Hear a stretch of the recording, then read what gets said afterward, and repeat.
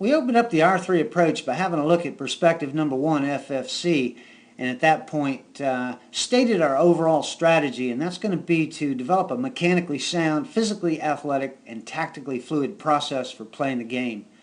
Well, in order to achieve that strategy, we're going to have to look at the second tactic, and that is understand exactly what it means to have a mechanically sound swing. This is what Chapter 10, Perspective number 2, Mechanics, is all about. In this chapter, we'll have a look at the three universal laws of angle, swing path, and release action. These three universal laws are the same now as they've always been and will always continue to be. Again, in terms of the four perspectives pyramid, the mechanical perspective occupies that second level, going from fluidity, feel, and consistency to understanding the mechanics of our swing is very much working on the right things in the right way and at the right time. Again, what we want to do is begin our understanding of swing mechanics with the end in mind. And of course, that end in mind, as we stated in perspective number 1, is going to be to ultimately develop good fluid motion in our swing. That's the end goal.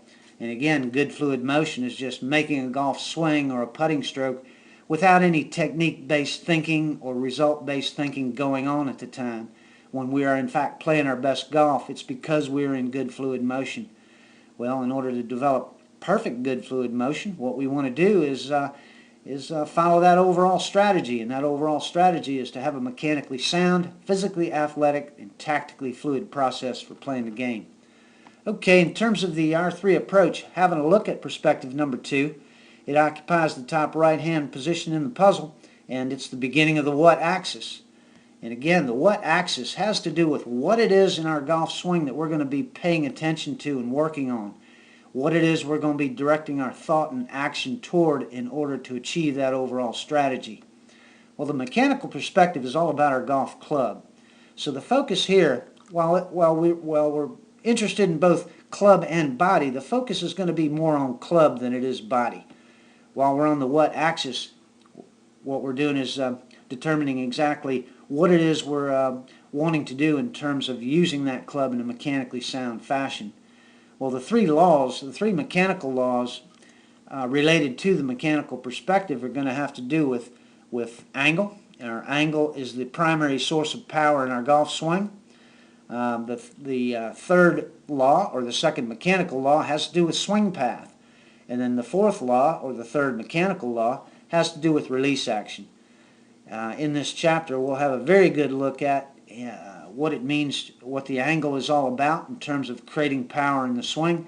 The angle is our primary source of power in the swing, and we will talk about how it is that we create the lag power that gives us this potential power.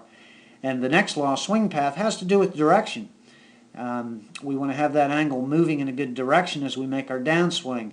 It has to be moving in an acceptable and repeating swing path in order to get the desired results that we're looking for.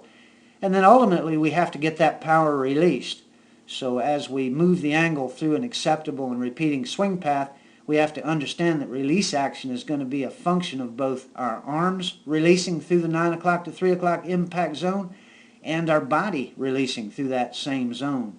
So the mechanical perspective, again, is going to have to do with positions that we want the golf club in during our swing.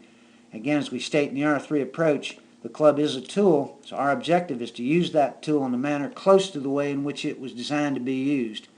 So again, as we have a look at the what axis, it's going to have everything to do with the golf club and our body. Well, the mechanical perspective is going to focus on the club with the body supporting, and then when we move down the what axis to the physical perspective, that's going to have to do with our body and how our body is actually going to support the mechanics that we talk about here in perspective number 2. Okay, have a look at chapter 10 here. Get a good understanding of how simple the mechanics of the swing actually are to understand before we head down there to the lab in perspective number 3 and begin trying to figure out how to physically get these three laws to take place. Okay, let's continue having fun with the R3 approach, and most importantly, let's continue doing good work.